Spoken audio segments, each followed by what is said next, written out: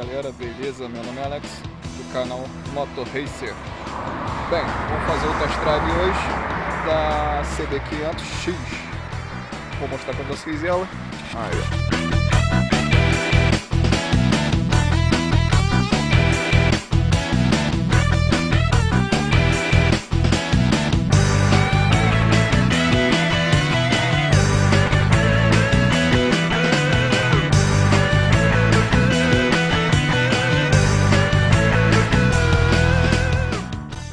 Bem, essa moto tem um sistema BOHC, bicilíndrico, 4 tempos, arrefecido a líquido. Cilindradas são 471 cilindradas, potência máxima de 50,4 cavalos a 8.500 RPM. Torque 4,55. Transmissão são 6 velocidades. Sistema de partida elétrico, combustível gasolina. Capacidade do tanque 15,7 litros.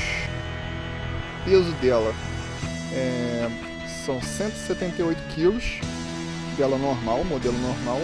Com ABS são 180 kg. Cores branco sólido, vermelho pérola e preto fosco. Agora, galera, vamos acelerar?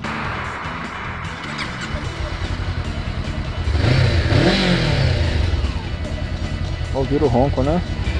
Tem um barulhinho bonito.